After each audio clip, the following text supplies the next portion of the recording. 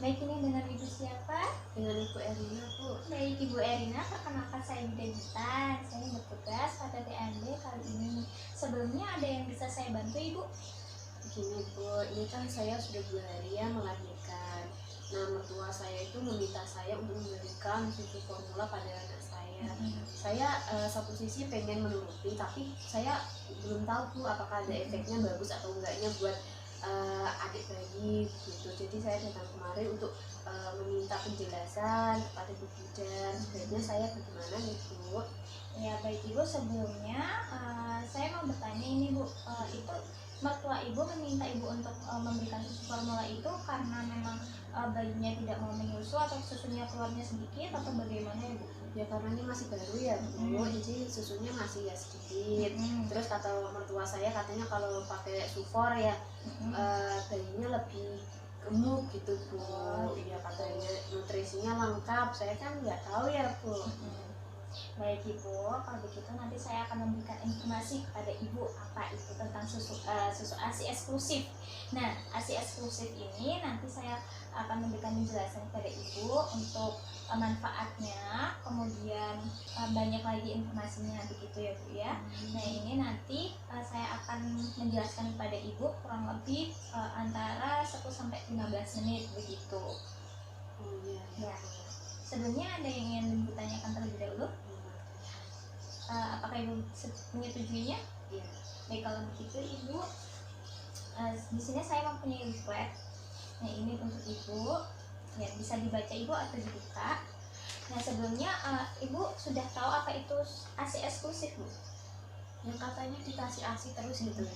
Ya, jadi untuk ASI eksklusif ini yaitu pemberian ASI pada bayi, yaitu dimulai dari 0 hari sampai 6 bulan. Jadi hanya diberikan ASI saja, jangan diberikan makanan pendamping atau susu formula. Nah, susu formula ini Ibu bisa memberikan apabila terdapat indikasi seperti ibunya itu mempunyai penyakit jantung, kemudian tidak bisa keluar ASINya atau payudara ibu mempunyai masalah seperti kanker begitu. Mohon maaf ya Bu ya, gitu. Jadi mempunyai indikasi-indikasi lain seperti itu. Tapi kalau misalkan ibu tidak mempunyai indikasi lain, saya harap jangan diberikan ya Bu ya, begitu. Nah, di sini manfaat ASI bagi bayi yaitu bisa mencegah terserangnya penyakit, jadi bisa menjadi penambahan sistem imun bayi tersebut selain dari imunisasi setiap bulannya begitu. Nah, itu ASI bisa untuk mencegah penyakit, kemudian membantu perkembangan otak dan fisik bayi. Nah, jadi ASI ini itu mempunyai banyak nutrisi Bu, sehingga bisa mencegah penyakit, kemudian menstimulasi perkembangan otak begitu ya Bu ya. Kemudian di sini mengurangi resiko infeksi, seperti kan bayi itu masih tali pusarnya masih basah gitu ya Bu ya. Nah, itu kan rentan banget kalau misalkan kena infeksi. Nah, di sini ASI itu sangat berfungsi untuk mengurangi resiko terjadinya infeksi tersebut, karena di dalamnya terdapat imunoglobulin atau sistem imun yang berfungsi baik untuk bayi tersebut. Kemudian di sini zat antiinfeksi atau melindungi lapisan usus dan merangsang kematangan sel serta mendorong enzim dari pencernaan. Jadi biasanya itu kalau misalkan menggunakan susu formula, bayinya biasanya mencret begitu ya Bu ya? Gitu. Iya. Jadi apabila ibu menggunakan ASI tersebut itu bisa mengurangi mencret begitu. Iya, tapi jangan diberikan susu formula ya Bu ya. Kemudian bisa menjalin hubungan yang baik pada ibu dan bayinya. Nah, di sini bisa lebih kasih sayang, merekatkan kasih sayang sambil diajak bicara, sambil ditatap begitu. Jadi fungsinya banyak banget ya Bu ya. Di sini juga ASI tidak menyebabkan alergi. Nah, biasanya kan kalau misalkan menggunakan susu formula, susunya biasanya dari sapi begitu ya Bu. Nah, di situ biasanya ada yang terus gatal-gatal atau mencret. Nah, itu karena adiknya itu alergi Bu, biasanya mencret, kemudian terus habis itu panas dan segala macam gitu. Nah, kemudian manfaat ASI eksklusif bagi ibu itu yang pertama Bu, bisa untuk mencegah terjadinya atau resiko kanker payudara dan kanker ovarium. Nah ini biasanya banyak ya Bu ya, kalau misalkan sudah ibu mengalami kanker payudara, mohon maaf nanti tidak bisa untuk menyusui lagi, harus diangkat nanti payudaranya, begitu kan kasihan adiknya begitu. Kemudian mencegah perdarahan pasca persalinan, atau kan setelah ini kan ibu masih mengeluarkan darah ya Bu ya, atau mengeluarkan alopecia biasanya itu sampai 40 hari. Nah di sini itu bisa untuk mencegah hal tersebut ibu, sehingga nanti tidak menyebabkan perdarahan. Kemudian mempercepat kembalinya uterus, kan ini ibu habis melahirkan. Nah pada bagian rahimnya itu tuh masih melebar ibu, jadi kalau misalkan kita memberikan susu kepada bayi tersebut, nah itu hormon yang ada dalam tubuh kita itu membantu proses kembalinya pada ovarium tersebut atau rahim tersebut gitu. Kemudian di sini mencegah resiko anemia, memperkuat ikatan ibu, kemudian kembali ke berat badan semula. Biasanya ada mitos ya Bu ya, kalau misalkan di masyarakat itu yang menyusui nanti bikin gemuk gitu. Tetangga saya juga bilangnya gitu.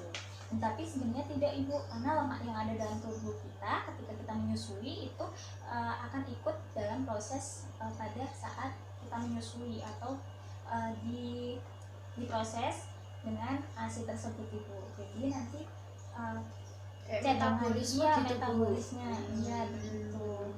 Kemudian bisa untuk menjadi KB alami begitu. Jadi apabila ibu belum melakukan KB ini untuk menyusui itu bisa untuk menjadikan KB alami, namun lebih baiknya untuk mencegah sundulan ibu tetap melakukan KB gitu. Namun di sini juga si ASI tersebut bisa untuk mencegah kehamilan tersebut.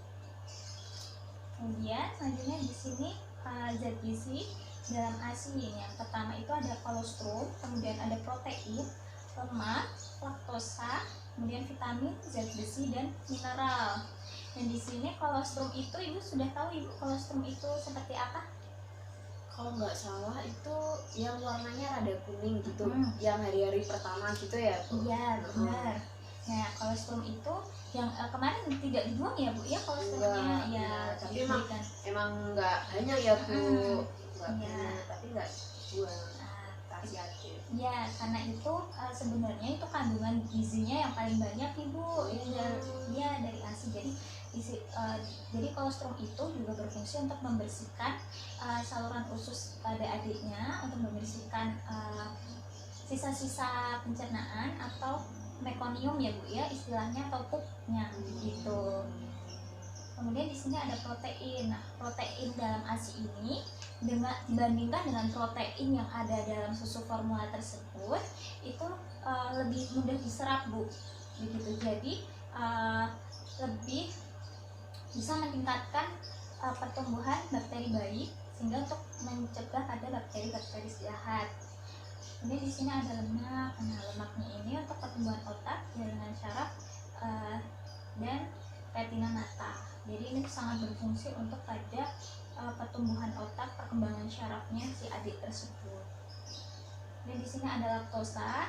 Nah, laktosa ini berperan sebagai karbohidrat atau sumber energi untuk adiknya begitu. Kemudian untuk vitamin A di sini untuk mencegah mata, mencegah kelainan pada mata, menjaga kesehatan mata, kekebalan dan pertumbuhan pada bayi.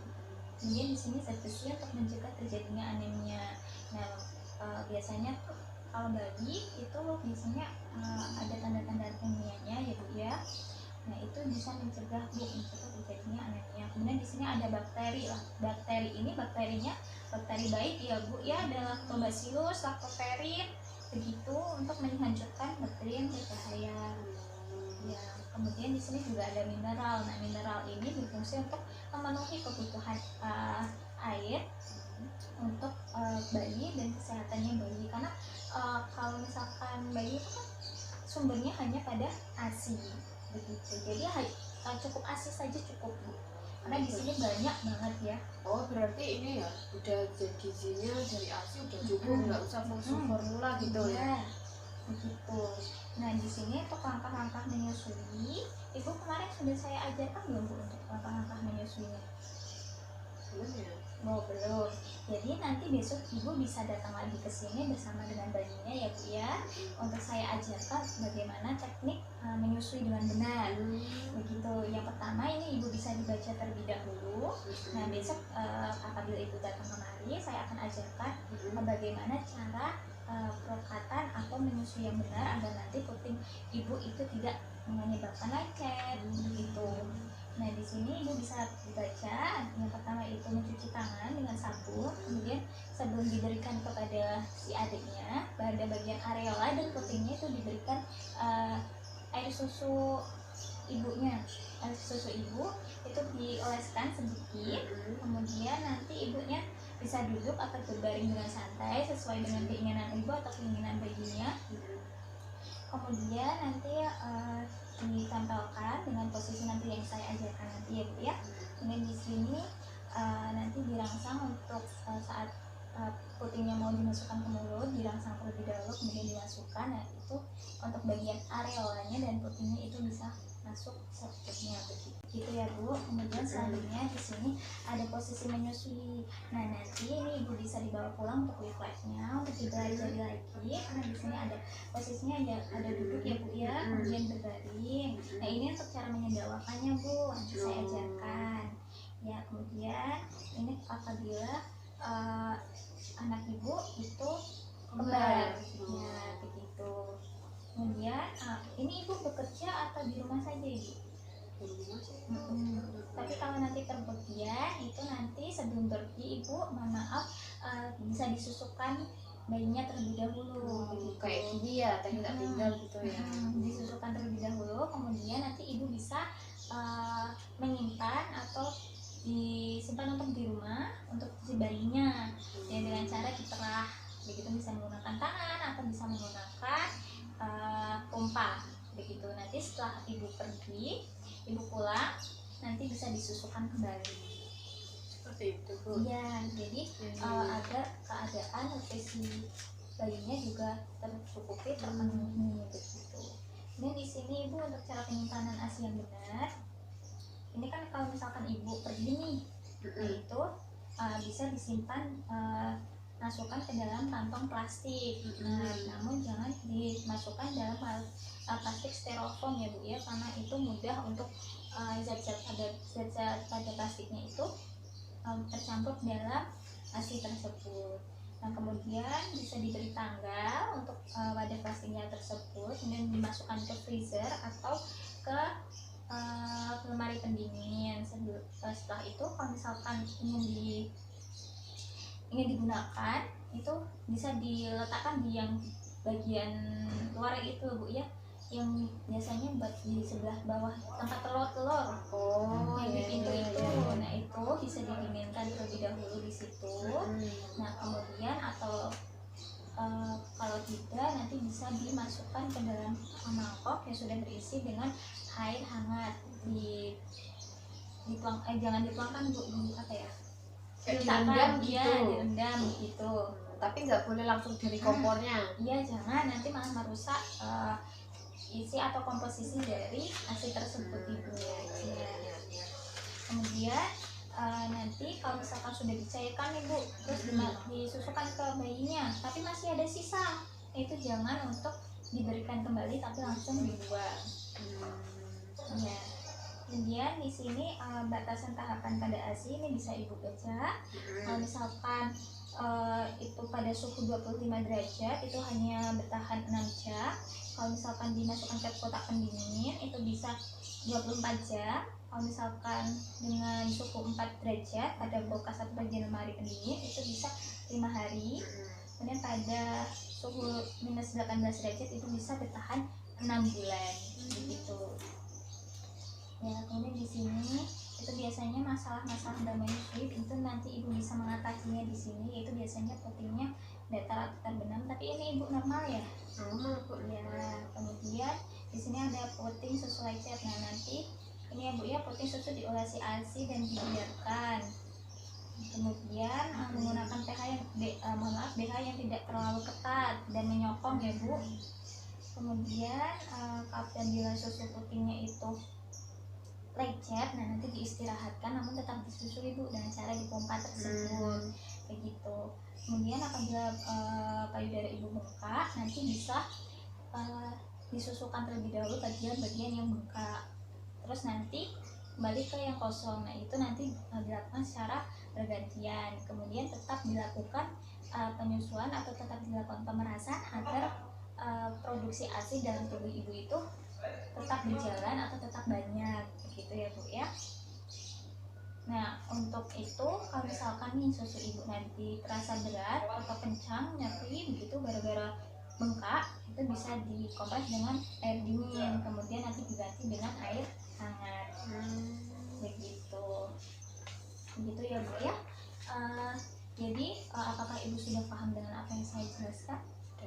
Ya, jadi dalam kondisi ibu yang seperti ini, ibu juga tidak mengalami indikasi-indikasi yang tidak boleh untuk menyusui. Saya harap ibu tetap memberikan susu pada adiknya itu selama 6 bulan pertama. Nah nanti kalau apabila ibu sudah adiknya itu sudah 6 bulan ke atas, ibu bisa didampingi dengan MPASI, begitu, makanan pendamping ASI, begitu. Oh iya, jadi susu for itu nggak bagus ya Bu, lebih bagus tuh ASI secara apa ya, kontinu gitu ya, selama 6 bulan ya. Dan saya tidak boleh memberikan selain ASI gitu ya, manfaatnya juga lebih banyak tadi ya, salah satunya ya karena untuk gizi anak saya, juga untuk saya sendiri buat kesehatan saya ya, termasuk diet alami, KB alami juga seperti itu. Terus gizinya juga banyak banget ya Bu, apalagi yang kolostrum itu tadi deh, gitu ya. Untuk langkah menyusui juga saya sudah paham ya Bu. Dan ini untuk posisi menyusui ya Bu. Ya nanti coba saya belajar untuk mempraktekkan di rumah ya. Nanti untuk perlekatan ibu bisa datang kembali lagi. Kalau misalkan ibunya longgar atau besok juga tidak apa-apa, ibu bisa datang kembali dengan adiknya di bawah. Nanti saya ajarkan bagaimana teknik menyusui yang benar, begitu. Baik Ibu. Ya. Terima kasih ya ibu ya sudah datang kemari. Ini nanti misalkan boleh saya jawab? Iya boleh banget ibu. Ya. Nah itu nanti bisa dipelajari lagi untuk di flatnya, bisa dibaca-baca, kemudian di buku KIA-nya juga sudah ada ibu banyak ya. Nanti untuk teknik bagaimana untuk pemerasannya, begitu, dengan cara dipejet ya bu ya, dengan menggunakan ibu jari dan jari telunjuk keluarkan, begitu. Nah begitu. Terima kasih ya bu ya sudah sangat kooperatif, ibunya sudah sangat tanggap, sangat peduli dengan adiknya, begitu. Untuk nanti untuk ibu mertua ibu nanti bisa diberikan informasi begini loh bu, kalau menggunakan ASI itu lebih banyak nutrisinya, lebih banyak manfaatnya daripada susu formula, begitu. Semoga ibu dan bayinya nanti sehat dengan pemberian susu ASI eksklusif tersebut ya bu. Baik Ibu, terima kasih banyak ya atas ilmunya, semoga bermanfaat buat saya dan adik saya ya. Assalamualaikum Bu, saya pamit Bu. Waalaikumsalam, mari ibu.